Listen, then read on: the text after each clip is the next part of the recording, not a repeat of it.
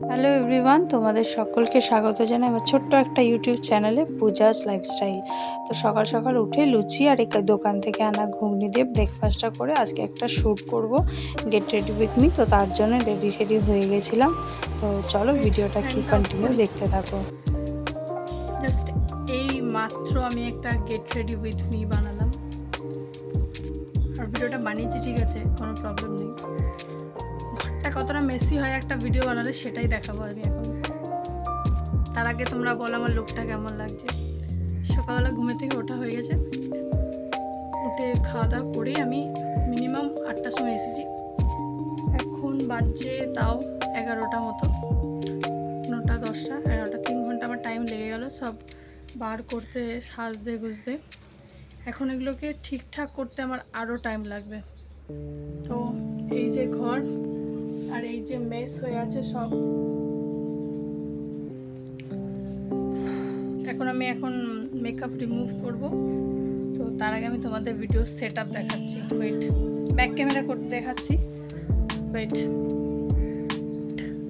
Ring light নেই তাই আমি একটা লাইট ইউজ করছি। এইভাবে লাইট লাগিয়ে চোখ সামনে রাখলে ভিডিও কোয়ালিটি কতটা ভালো হয় সেটা তোমরা দেখতেই পেলে। তো এরকমভাবে বেঁধে নিয়েছি। আর এই যে লাইটের তার চলে যাচ্ছে, এই যে একটা ট্রাইপড। তো রিলসগুলো আমি যেভাবে শ্যুট করছিলাম সেটাই দেখাচ্ছি। ট্রাইপডটা এই জায়গাটাতে সেট করেছিলাম বা এরম পজিশনে, ওখান থেকে লাইটটা আসছিল। আর এইখানে আমি গেট রেডিটা শ্যুট করেছি। তো এত কিছু মেকআপ প্রোডাক্টস অ্যান্ড অল সব মেস হয়ে আছে। আর ওই যে লাইট জ্বলছে, দেখো আমার ঘামটা দেখো জাস্ট। তো চলো ফ্যানটা চালাই, ব্লগটা তো স্টার্ট করেছি, শেষ তো করতে হবে। তো দেখি কী করি না করি। ঘরে ডিটেলস, খুব একটা বড় ব্লগ বানাবো না, এটা একদম রাত অবধি কী করছি না করছি দেখাবো। তো চলো শুরু করি। ফ্যানটা চালাই, তার আগে খুব গরম লাগছে।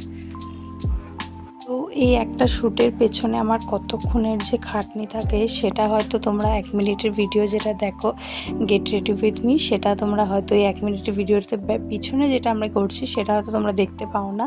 তো সকালবেলা উঠেই খাওয়া দাওয়া করে সমস্ত কিছু গুছাতে প্রচুর টাইম লেগে গেছিলো। আর বিশেষ করে যেহেতু কোনো রিং লাইট, ব্যাকগ্রাউন্ড এইসব নেই, তো এগুলোও ঠিকঠাক করতে যে কোন পজিশনে দাঁড়িয়ে ভিডিওটা করব, লাইট কোথায় লাগাবো, কোথায় ট্রাইপডটা লাগাবো, এইসব কিছু ভাবতে এবং নিজেকে একটা এনার্জেটিক করতে যে হ্যাঁ আজকে আমি এই ভিডিওটা করব, এটা করতে আমার প্রায় 2 থেকে 3 ঘন্টা টাইম লাগে। তো যাই হোক, কোনো রকমের ভিডিওটা করে নিয়েছি, করে ঠোরে এখন তোমরা দেখতে পাচ্ছ গেট আনরেডি উইথ মি। কারণ কি, এখানে একটা আইউডের আমি মেকআপ ক্লিনজিং যেটা বলতে পারো সেটা দিয়ে মেকআপগুলিটাকে রিমুভ করে আমি ড্রেসটা চেঞ্জ, মানে আমার যে ড্রেস পরেছিলাম শাড়ি, সেটাকে চেঞ্জ করে আমি নাইটিটা পরে নিয়েছি, একদম কমফর্টেবল, ঘরে যেহেতু আমি থাকি সবসময়।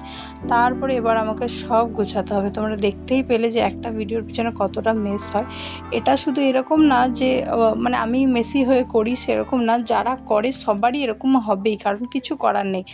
মানে ভিডিও করার সময় একটা কিছু খুঁজে পাওয়া যায় না, এটা খুঁজে পাওয়া যায় না, বা এরকম কিছু হতে তোমার টোটালটা মেস হবেই, এরকম একটা ব্যাপার। তো যাই হোক, এখন সব গোছাবো, গুছিয়ে গোছাতে মিনিমাম আমার এখনও 1 ঘন্টা টাইম লাগবে। দেখতেই পাচ্ছ সব কীভাবে সব ঢেলে ঢুলে করেছি ভিডিওটা।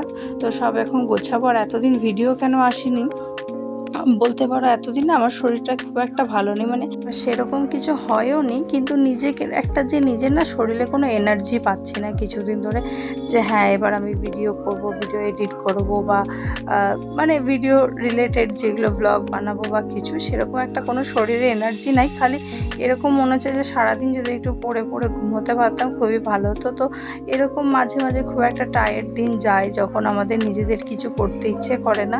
তো এই দিনগুলোতে না মানে নিজেকে এনার্জেটিক ফিল করানোটা খুবই দরকার হয়। তো আজকে আমি গেছিলাম একটু ওই বাড়িতে, আর এই যে বাইকে করে যাচ্ছিলাম, তো ওখানে গিয়ে কী করেছে না সেটা তোমাদের সাথে শেয়ার করতে পারিনি। যাওয়ার সময় ফ্ল্যাগটারই একটু জাস্ট ভিডিও ক্লিপ নিয়েছি। ওই যে বললাম এনার্জি ছিল না একদমই, মানে নিজেকে এনার্জেটিক করতেই পারছিলাম না কিছুতেই। তো কিছু ক্লিপ নিয়ে রেখেছিলাম, সেটাই তোমাদের সাথে শেয়ার করছি। আর এই যে সবুজ চুড়িগুলো আগের দিন পরেছিলাম সকালে, হয়তো তোমরা দেখতেই পেলে। এই যে শ্রাবণ মাস পড়েছে, সকলে পড়েছে, কেন পড়ে কী কারণ কারণে পরে সেটা আমি জানি না, কিন্তু আমি পরেছি, আমার খুবই ভালো লাগে।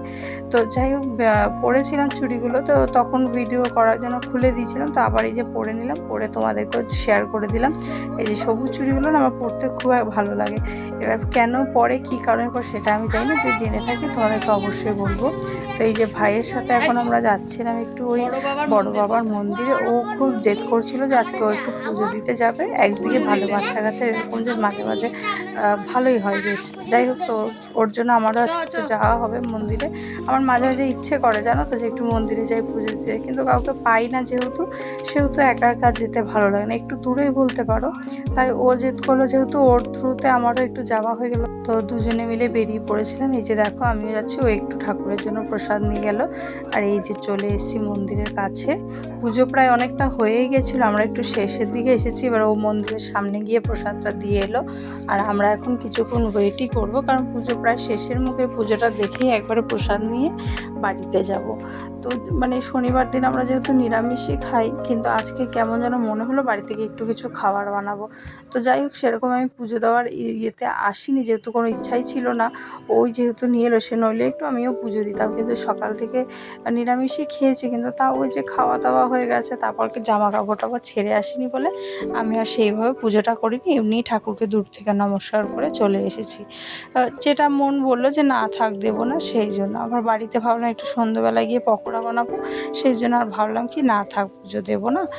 তো যেহেতু মনে ইচ্ছে হয়নি, তাই আর পুজোটা দেওয়া হয়নি। পরের সপ্তাহে যদি আবার আসি, এসে দেবো।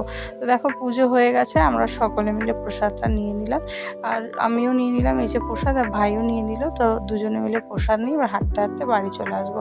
বাড়িতে এসে বাড়ির বাইরে প্রসাদটাকে খেয়ে হাত টাত ধুয়ে, ওই যে বলেছিলাম পকোড়া বানাবো একটু, যেহেতু আমি ঘরে সব কিছু রেডি করে রেখেছিলাম, সেই জন্য পুজোটাও দিনই, জানো তো।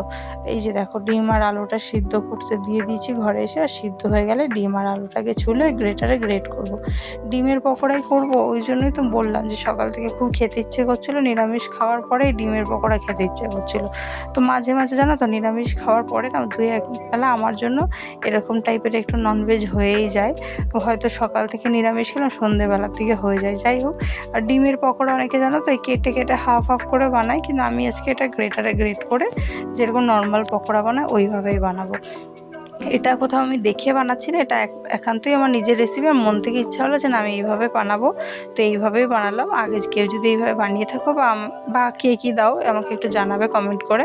তো দেখো, ওগুলোকে সবগুলোকে একসাথে গ্রেট করে লঙ্কা কুচো, পেঁয়াজ কুচো, আর জিরে, ধনে, গোলমরিচকে শুকনো কলায় ভেজে ওটাকে গুঁড়ো করে ওই গুঁড়োটা দেবো। তো এই দেখো, পেঁয়াজ আর কাঁচা লঙ্কা কুচোটা দিয়ে দিয়েছি, আর ওই যে গুঁড়োটা বললাম সেই গুঁড়োটা দিলাম। দেওয়ার পরে একটু ময়দা দেবো, ময়দাটা দিলে একটু ক্রিস্পি হয়।